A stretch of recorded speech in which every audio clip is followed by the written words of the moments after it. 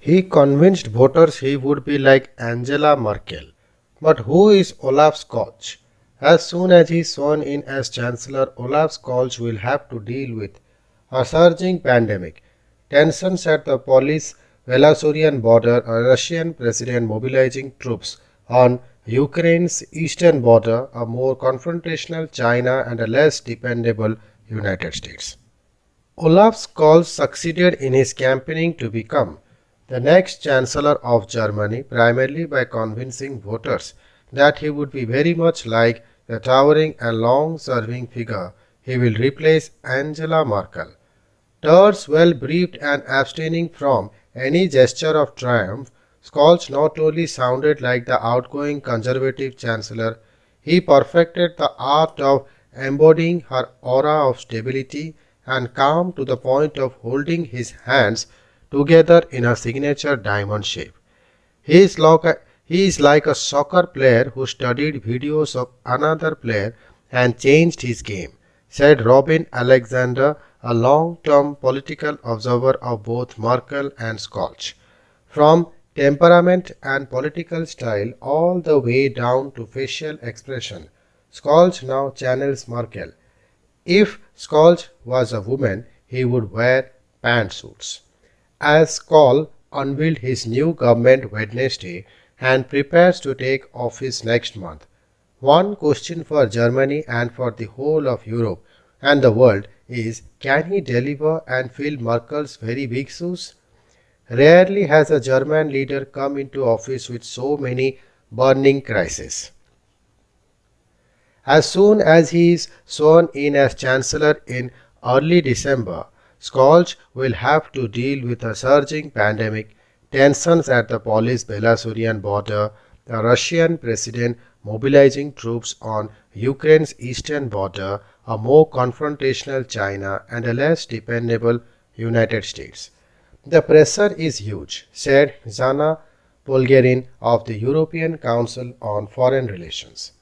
The new government is taking office in a situation that has been heating up on multiple fronts, and when it comes to foreign policy, Olaf Scholz remains a bit of an enigma.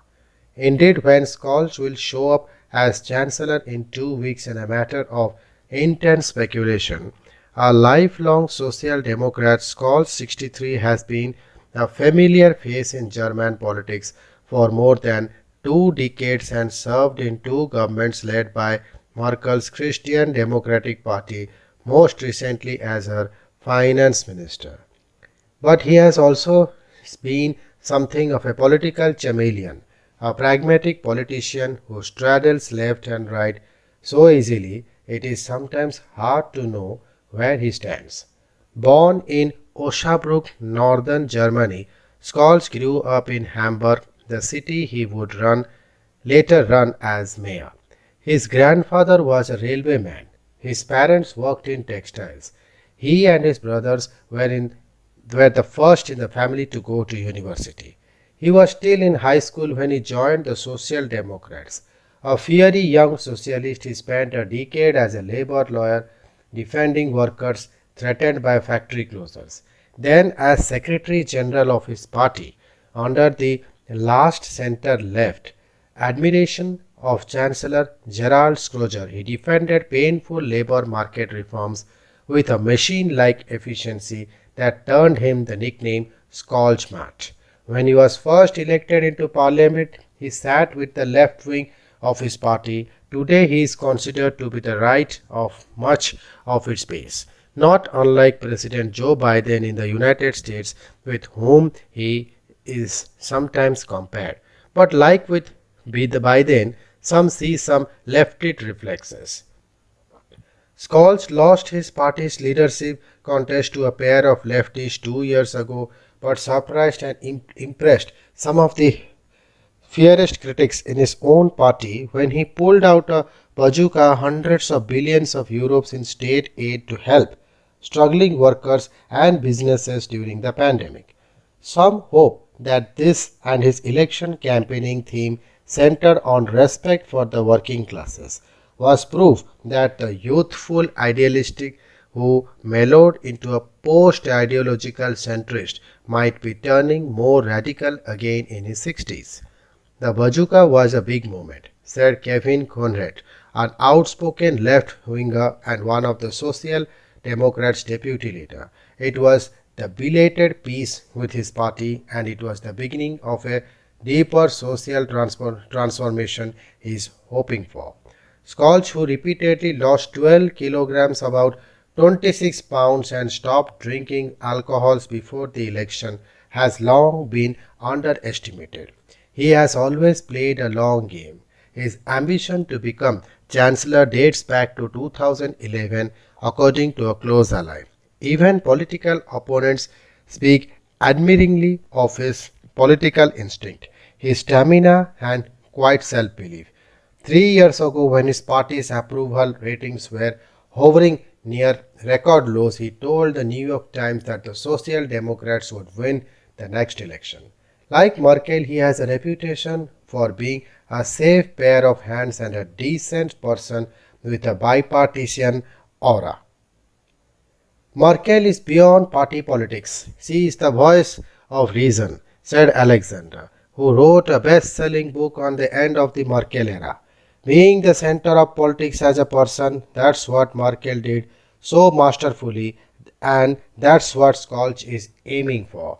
That political flexibility may now make him the perfect leader to tackle what may be his abiding challenge as a chancellor, keeping the peace in an unusual and untested three-way coalition with two ideologically divergent parties. The Progressive Greens, who want to spend 50 billion euros or about 56 billion on green transitions, and the pro-market Free Democrats, who will control the finance ministry and with it the purse strings.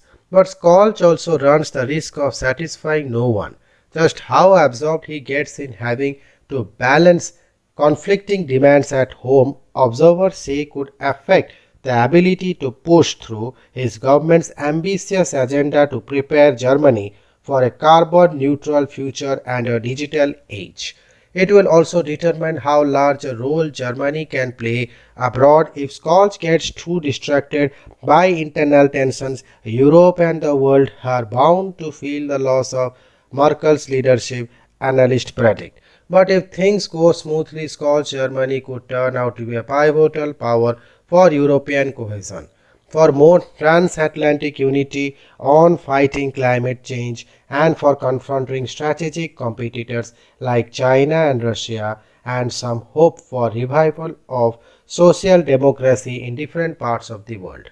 Foreign policy was barely discussed in the election campaigning, but along with the pandemic, it might end up dominating the first months of the new administration. Germany is taking over the presidency of the Group of Seven in January, and Scholz will immediately have the spotlight on him on a host of pressing international questions. Scholz will focus his energy on strengthening the European Union, his advisor said. His first foreign visit will be to President Emmanuel Macron in France, who faces his own difficult election campaigning next year. Supporting Macron, who is taking over the European Union's rotating presidency in January, is one goal. A sovereign Europe is the key to our foreign policy, Scholz said Wednesday. As the economically strongest and most populous country in the heart of Europe, it is our duty to make this sovereign Europe possible, to promote it and advance it. Few analysts expect the new chancellor to change course significantly from Merkel, who took him along to her last group of 20 meetings last month and introduced him to a number of world leaders, including Biden. Don't expect too much change, Nils Kimmit, foreign policy spokesperson of the Social Democrats, said last week. Thank you.